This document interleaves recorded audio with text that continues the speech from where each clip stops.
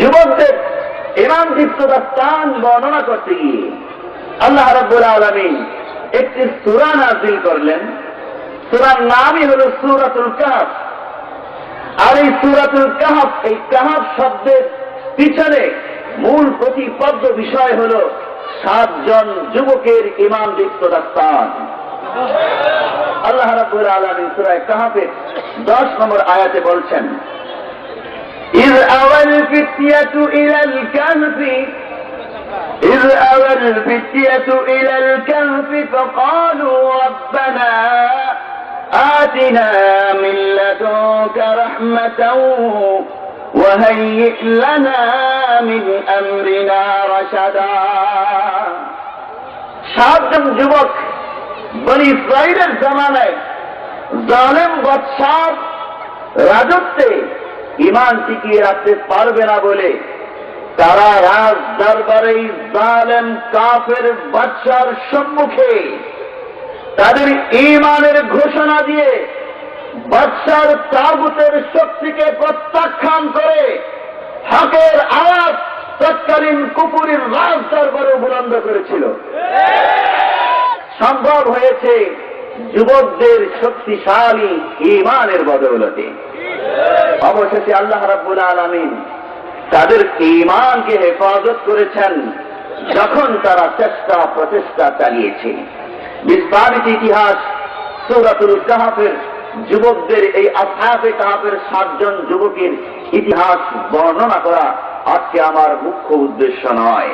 আমি শুধু এতটুকু আরোপ করতে চাই, আমার যে সকল যুবক ভাইয়েরা মাহফিলের ইন্তজাম করেছে তারা যাতে আসহাবে কাহফের 7 জন ওই যুবকের মতো গুণাবলী অর্জন করে আসহাবে কাহফের যুবকদের সাথে জান্নাতে অবস্থান করতে পারে, তার সিদ্ধান্ত এখনই তাদেরকে নিতে হবে।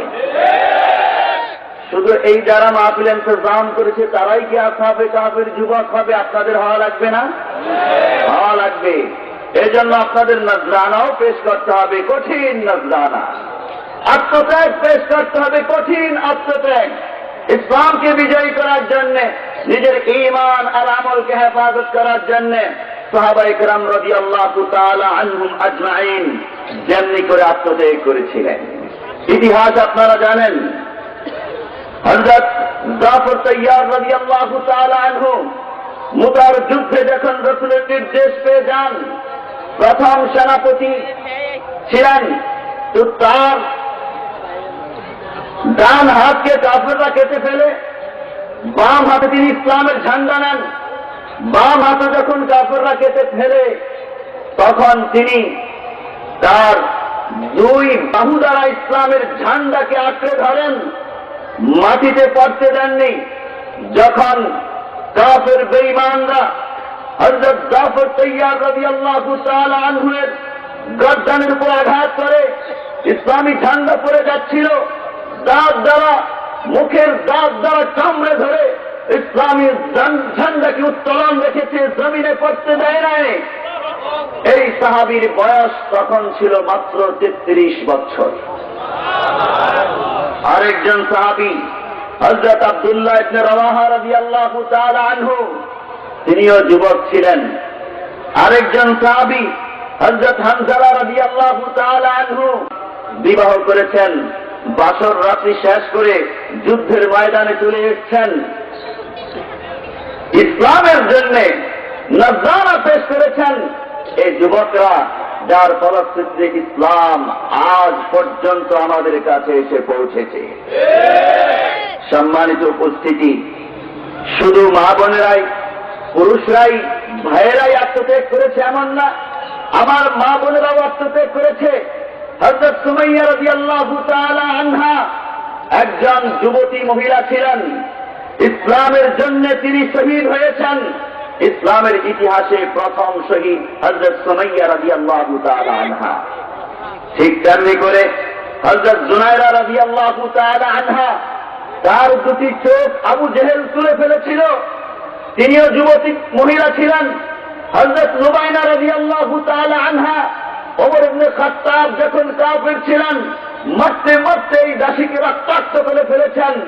শুধু ইসলাম গ্রহণ করার কারণে তিনিও একজন যুবতী মহিলা ছিলেন। এখানেই শেষ না, বহু ইতিহাস আমাদের সামনে রয়েছে। যুবকরা কি করে ইসলামের জন্য নাজরানা পেশ করেছে, আমি আপনাদের সামনে আরজ করতে চাই।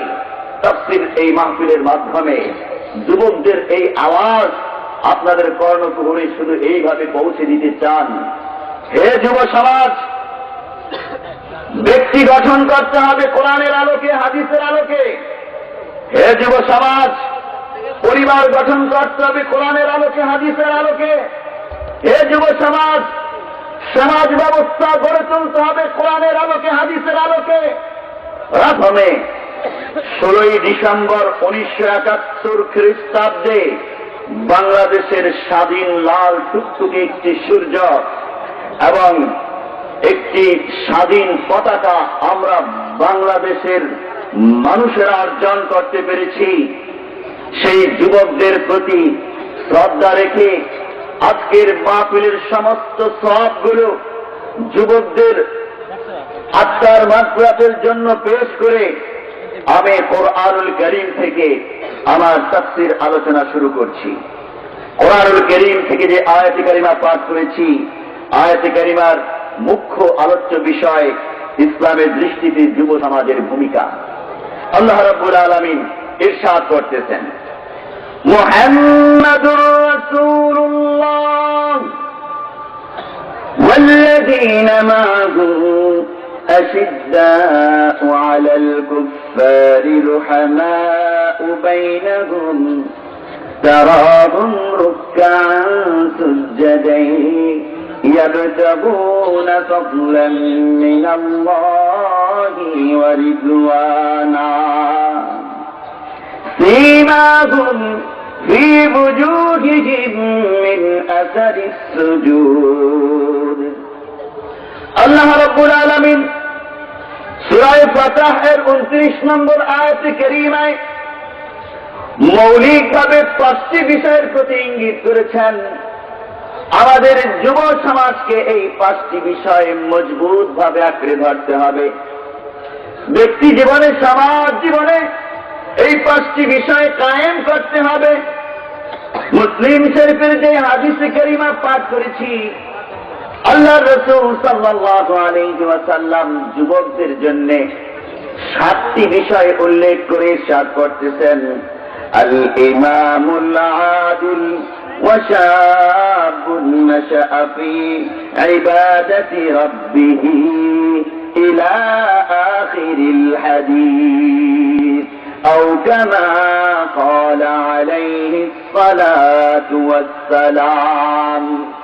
আল্লাহ রাব্বুল আলামিন সাহাবীদের প্রতি ইঙ্গিত করে, সাহাবীদের গুণাগুণ বর্ণনা করে, যারা অধিকাংশই ছিল যুবক, মুসলিমায় অল্প কিছু সাহাবী ছিল বয়োবৃদ্ধ, আর সকল সাহাবী ছিল যুবক।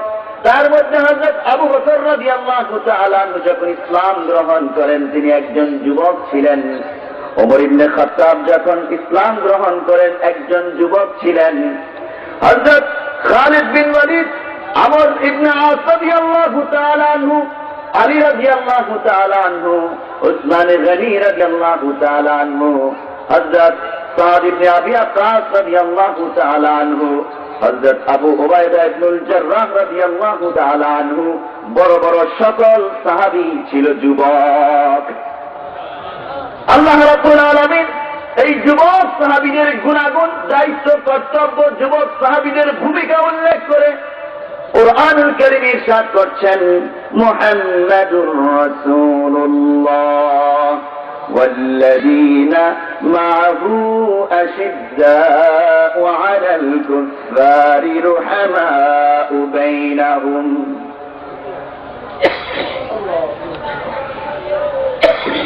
আল্লাহ তাআলা বলছেন, মুহাম্মদ আরবের নেতা, সমস্ত জগতের নেতা, সমস্ত মানুষের নেতা মুহাম্মদ রাসূলুল্লাহ। সে শুধু নেতা নয়, সে শুধু একজন মানুষ নয়, সে আল্লাহর পক্ষ থেকে প্রেরিত একজন রাসূল। মুহাম্মাদুর রাসূলুল্লাহ, মুহাম্মদ বিশ্ব নেতা, সমগ্র মানুষের নেতা, জান্নাতীদের নেতা, সেই মুহাম্মাদের সাথী কারা? ওয়াল্লাযীনা মাহু, মুহাম্মাদের সাথে যারা রয়েছে তথা সাহাবায়ে কেরাম, রাসূলের সাহাবীরা, তাদের অবস্থা কেমন, বৈশিষ্ট্য কেমন, সমাজের জন্য তাদের ভূমিকা কেমন, একটা একটা করে আল্লাহ তাআলা বর্ণনা করতেছেন। মাওয়াল্লাযীনা মাহু আশিদ্দাউ আলাল কুফফারি রুহামাউ বাইনাহুম। এক নম্বর তাদের দায়িত্ব, কর্তব্য, এক নম্বর ভূমিকা, ইসলামকে সমাজে বিজয়ী করার জন্য তাদের যেই ভূমিকা ছিল, এক নম্বর ভূমিকা, আশিদ্দাউ আলাল কুফফার, তারা কখনো অন্যায়কে মেনে নিতেন না, তারা কখনো কাফেরদের সামনে মাথা নত করতেন না, তারা কখনো কাফেরদের কুফুরির সামনে দয়া প্রদর্শন করতেন না, বরং অন্যায়কে কঠিন ভাবে মোকাবেলা করতেন, কাফেরদেরকে কঠিন ভাবে মোকাবেলা করতেন। লড়াইয়ের ময়দানে গিয়ে কাফেরদের প্রতি এই দয়া দেখাতেন না, হায়রে ও তো মানুষ, ওকে কি করে আক্রমণ করি, বরং সাহাবীদের ভিতরে এই ঈমান ছিল, এই জজ্বা ছিল, আমাকে ইসলাম বিজয় করতে হবে, আল্লাহকে খুশি করতে হবে। আল্লাহ নির্দেশ করেছেন যারা আল্লাহর দুশমন, মুহাম্মাদের দুশমন, ইসলামের দুশমন, ওই দুশমনদের সামনে কোনো দয়া দেখানো যাবে না। আশিদ্দাউ আলাল কুফফার, এক নম্বর বৈশিষ্ট্য, যুব সমাজের সমাজ গঠন করতে গিয়ে তাদের এক নম্বর ভূমিকা পালন করতে হবে। যুবকদের যেই বৈশিষ্ট্যটা আল্লাহ রাব্বুল আলামিন সাহাবীদের বৈশিষ্ট্য বয়ান করতে গিয়ে যুবকদের প্রথম বৈশিষ্ট্যটাই উল্লেখ করেছেন। যুবকরা তো যুবক, তারা তো কারো কাছে মাথা নত করে না, কোন অন্যায়ের কাছে মাথা নত করে না।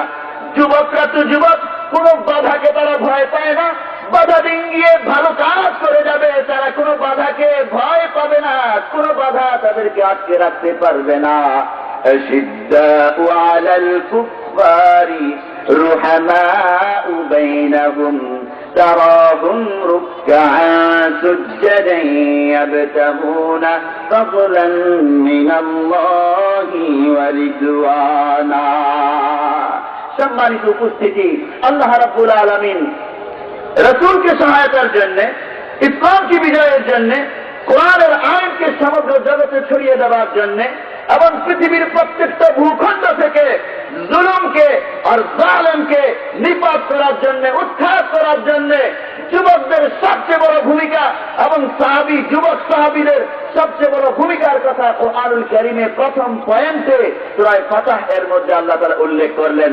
যুবকরা সর্বদা তেজদীপ্ত থাকবে, এই ত্যাগ কখনো তারা অন্যায়ের ক্ষেত্রে ব্যবহার করবে না, বরং অন্যায়কে প্রতিহত করার জন্য তাদের এই ত্যাগকে তারা খরচ করবে। যেমনি করে সাহাবায়ে কেরাম রাদিয়াল্লাহু তাআলা আনহুম আজমাইন সেই কাজটি করেছিলেন। সাহাবায়ে কেরাম আজমাইন রাদিয়াল্লাহু তাআলা আনহুম কি করেছিলেন আপনারা ইতিহাস জানেন। দিনের বেলা তারা ছিল ঘোর সাওয়ার, রাতের বেলা তারা ছিল ইবাদত গুজার, তাহাজ্জুদ গুজার। ইতিহাস থেকে বলতে গেলে, সাহাবীদের ইতিহাস থেকে বলতে গেলে অনেক লম্বা ইতিহাস টানতে হবে, শুধু আমি চাপ দিয়ে যাব। আমি হয়তো লম্বা সময় পাবো না আপনাদের সামনে আলোচনা করার জন্য। হযরত ওমর ইবনে খাত্তাবের কথা আপনারা জানেন। সে কাফের অবস্থায় নবুয়তের ৬০ বছরে আবু জেহেল তাদের জারান্না দুআয় ঘোষণা করেছিল, কে পারবে মুহাম্মদের মাথা কেটে আনতে?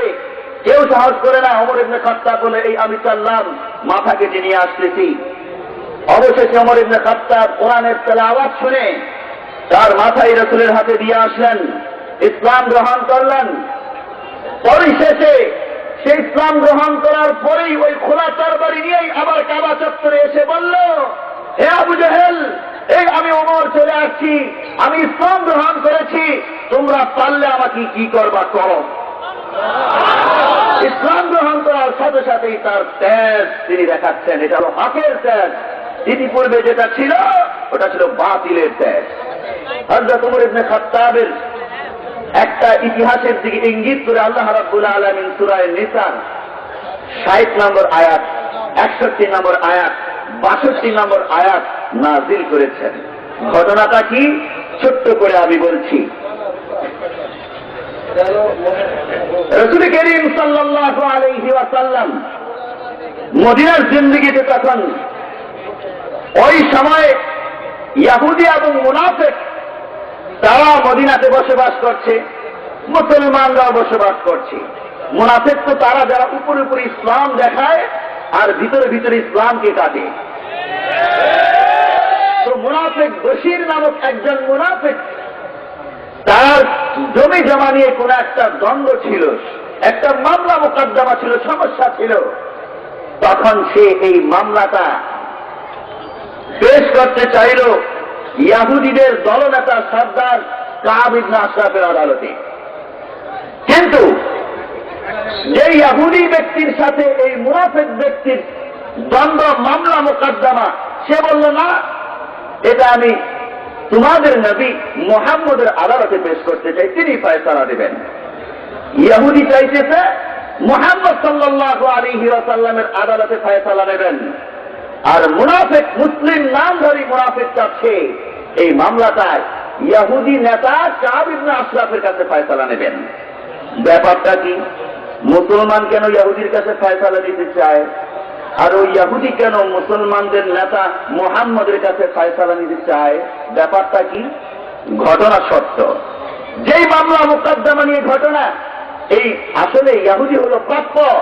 এই জন্য ইহুদি এই বিশ্বাস তার মধ্যে আছে, মুহাম্মদের কাছে যদি আমি এই মামলা নেই, মুহাম্মদ কখনোই বেইনসাফি করবে না। আর ওই নামধারী মুসলিম মুনাফিক, তার ভিতরে এই ভয় আছে, মুহাম্মদ তো আসলেই বেইনসাফি করবে না, মামলাটা তার কাছে নিলে ইহুদির পক্ষেই রায় দিয়ে দিবে। যেহেতু ব্যাপারটা ইহুদিরই, আমি কাব ইবনে আশরাফের কাছে নিলে সে যেহেতু ইহুদি, এটা ভুলিয়ে ভালিয়ে আমার পক্ষে নিয়ে আসতে পারবো।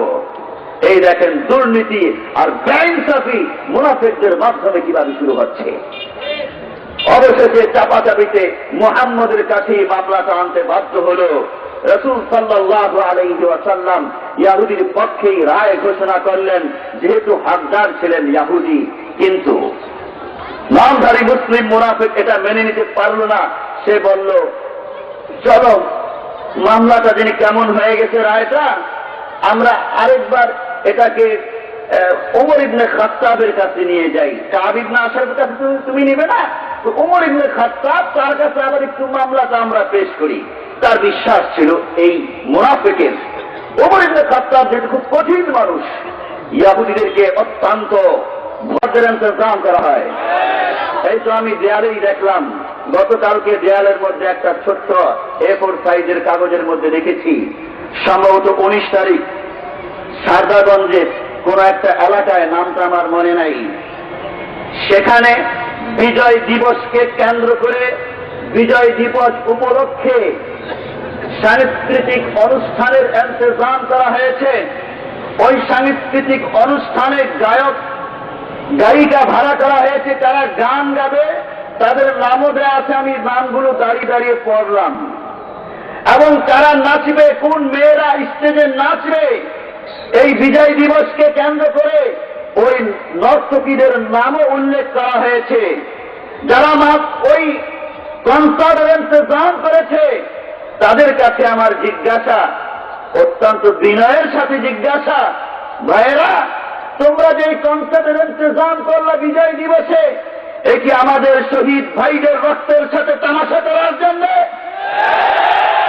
আমাদের শহীদের রক্ত পবিত্র রক্ত। কনসার্ট, গান, বাদ্য, নর্তকীর নাচ অপবিত্র নাপাক। এই অপবিত্র নাপাক গান বাদ্য দিয়ে আমাদের বাংলাদেশের যুবক ছেলেদের, শহীদদের পবিত্র রক্তকে তোমরা কলঙ্কিত করার চেষ্টা করবে না।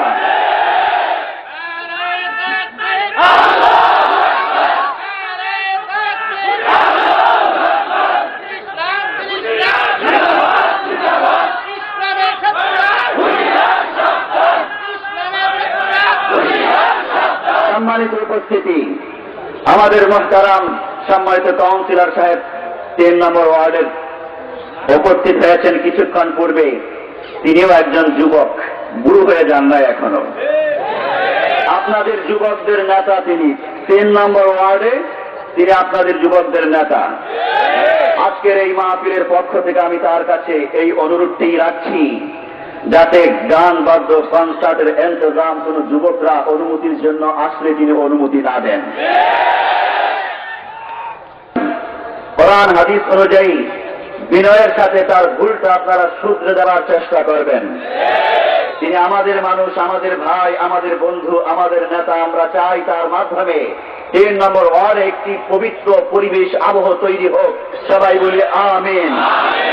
সম্মানিত উপস্থিতি, যেই কথা বলছিলাম, 1971 সালে বাংলাদেশ স্বাধীন হয়েছে যুবক ছেলেদের কঠিন ভূমিকার। 47 সালে পূর্ব পাকিস্তান এবং পশ্চিম পাকিস্তান স্বাধীন হয়েছে ইংরেজদের হাত থেকে। শেখানো যুবক জামাল ছেলেদের ভূমিকার কারণেই স্বাধীনতা লাভ। 1797 সালে দখল করে নেয়। এরপর 1831 খ্রিস্টাব্দে এই বাংলার ভূখণ্ডে সর্বপ্রথম স্বাধীনতার জন্য বাঁশের কেল্লা যে স্থাপন করেছিল, লড়াই করেছে, কয়েকটা লড়াই বিজয় লাভ করেছে। অবশেষে আজাদী আন্দোলন ব্যর্থতায় পর্যবেসিত হয় কিছু গাদ্দারদের কারণে। পরবর্তীতে দারুল উলুম দেওবন্দ প্রতিষ্ঠা হয় 1866 খ্রিস্টাব্দে ইংরেজদের বিপক্ষে সৈন্য তৈরি করার জন্য। আর ইংরেজরা কোরআনের শিক্ষাকে ভারতবর্ষ থেকে উৎখাত করে দিয়েছে। কোন শিক্ষা নাই, ওই ইসলামী শিক্ষাকে পুনরায় জিন্দা করার জন্য সেই দারুল উলুম দেওবন্দ থেকে তৈরি হয় মাহমুদুল হাসান দেওবন্দি, হোসাইন আহমদ মাদানী।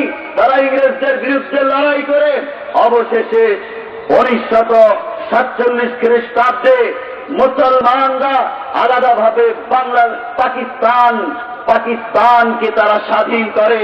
এই ভিত্তির উপর ইংরেজরা জালেম ছিল। ইংরেজদের হাত থেকে আমরা মুক্তি লাভ করতে চাই এবং মানুষের অধিকার কোরআন সুন্নাহ ভিত্তিতে বাস্তবায়ন করতে চাই।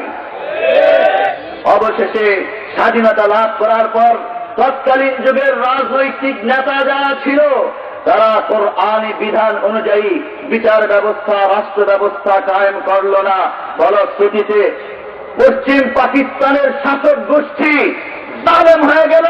পূর্ব পাকিস্তানের আমাদের বাংলাদেশের জনগণের উপর জুলুম চালাতে লাগলো।